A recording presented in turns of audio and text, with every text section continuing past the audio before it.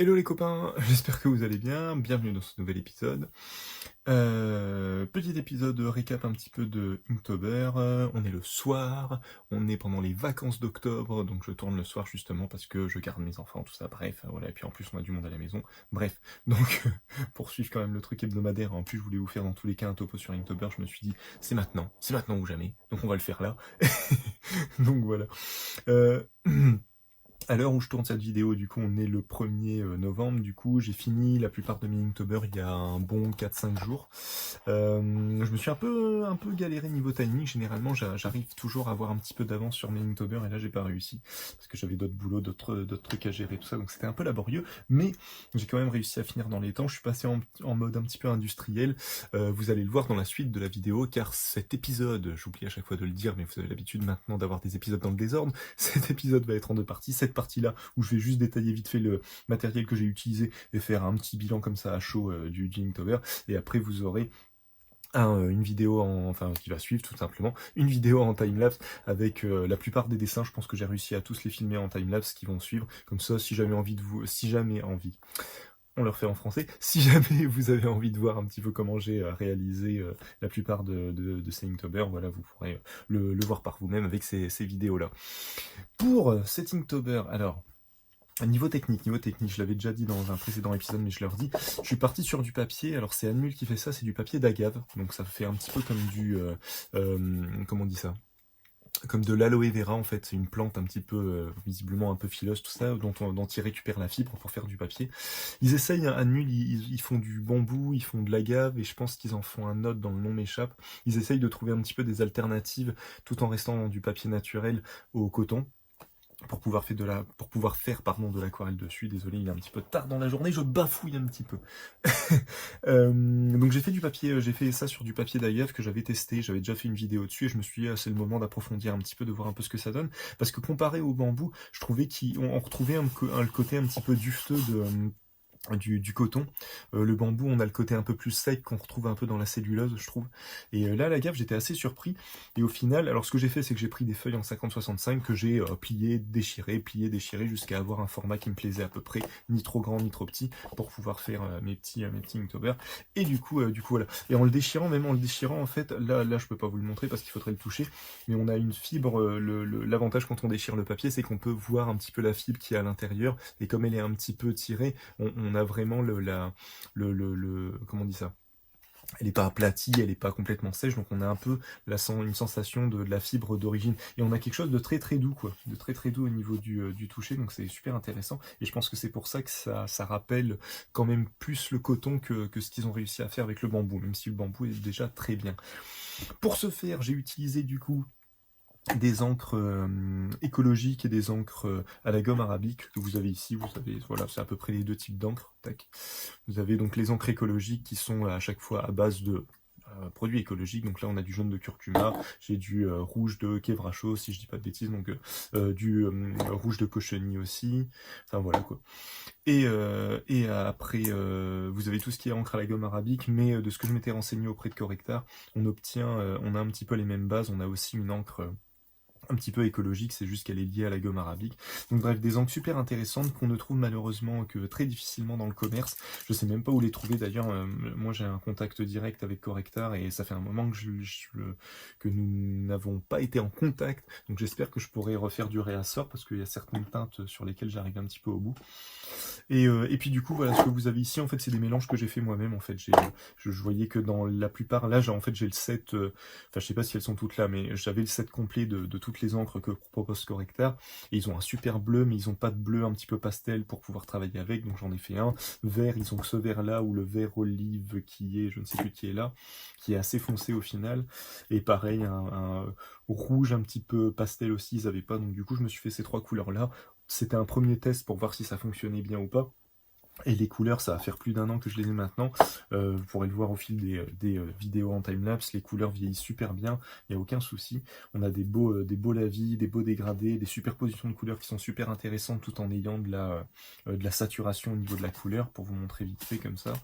on a vraiment des teintes qui ressortent bien, qui sont super belles.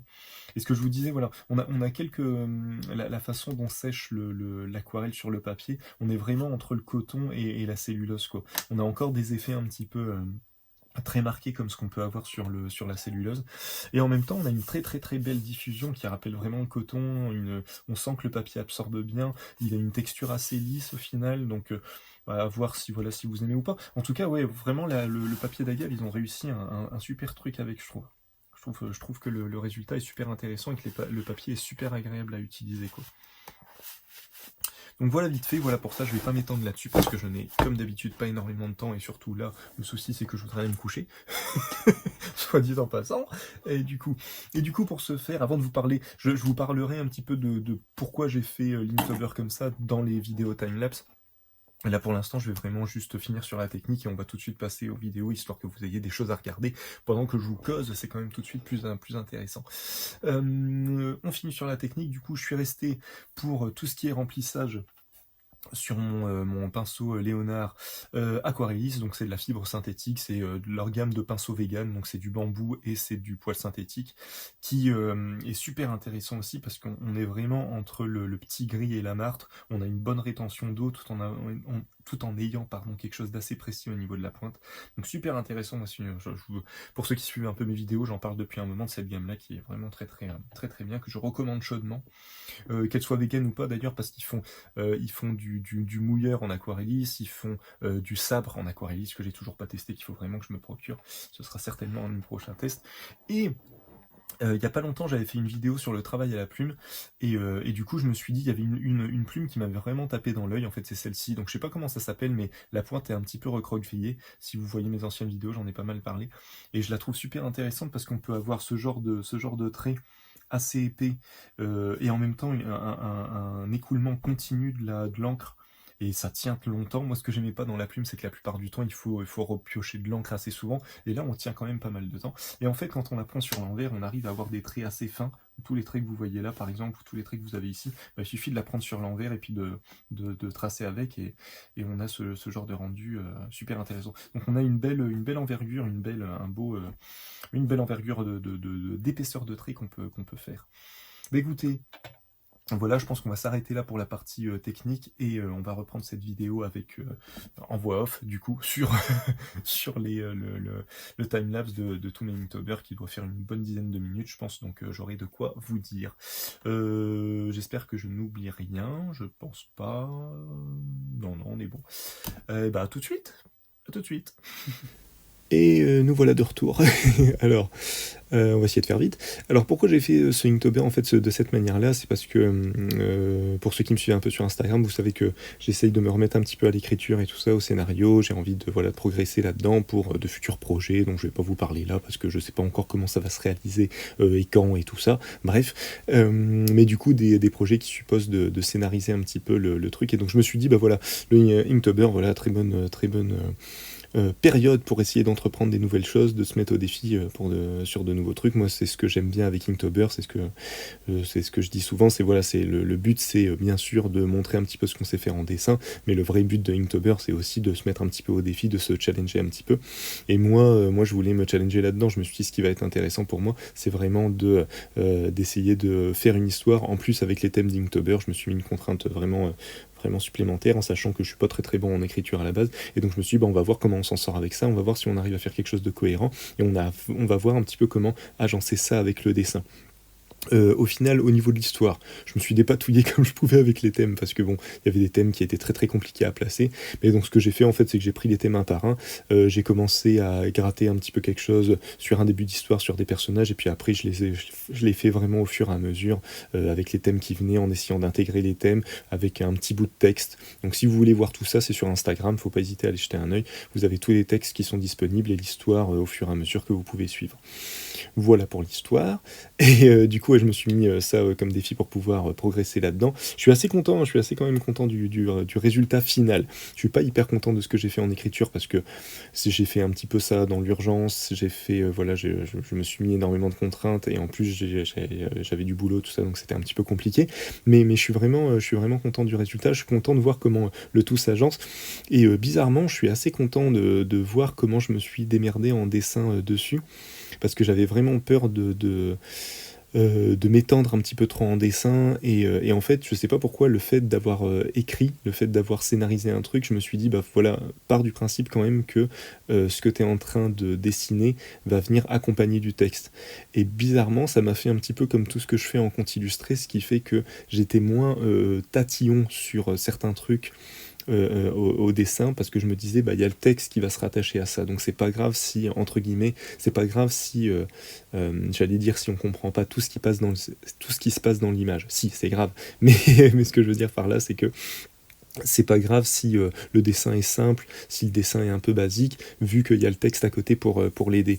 C'est à la fois un défaut, je me dis, parce que du coup on peut se dire, on peut faire un dessin et puis se dire, oh, c'est bon, pas m'emmerder longtemps, hein, et puis se dire, ah, c'est bon, il y a le texte, ça va. Et en même temps,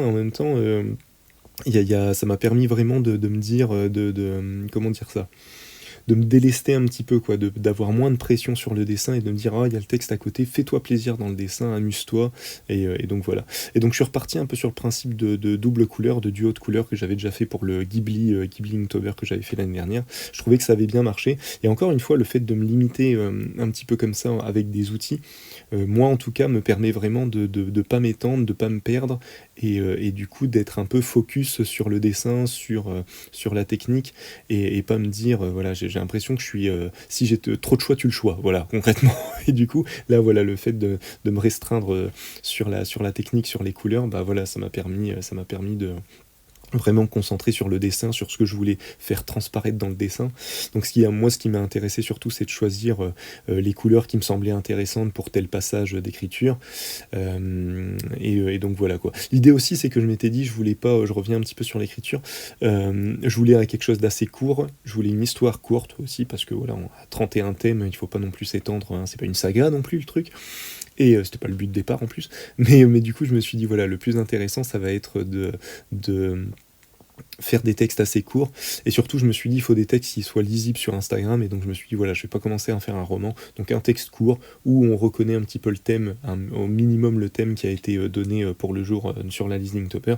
Et du coup, qui raccorde un petit peu à l'histoire. Et donc, comme j'avais du boulot en même temps, le truc c'est que du coup j'avais commencé en faisant à peu près un par jour, et je me disais, hop, c'est bon, ça va être réglo et tout ça, ça va le faire. Et en fait, au final, je me suis rendu compte que pas du tout. J'étais fort à la bourre à un moment, j'ai commencé à avoir 2, 3, 4, puis à un moment j'avais quasiment une dizaine de dessins de retard. Et donc je suis passé en mode industriel. Là, je regarde pas trop ce qui se passe à l'écran, donc je sais pas si on y est déjà ou pas. Mais en fait, concrètement, je fais une première partie avec la couleur la plus claire à la plume, où vraiment je vais venir faire, je vais venir faire un placement assez rapide des personnages, du décor et tout ça. Je vais commencer à le détailler un petit peu à la plume. Quand je trouve que le détail est suffisant, je m'arrête, je passe au pinceau et je fais du remplissage avec la première couleur. Après, je reste au pinceau et je fais un deuxième remplissage avec la deuxième couleur qui va me permettre de foncer certaines teintes.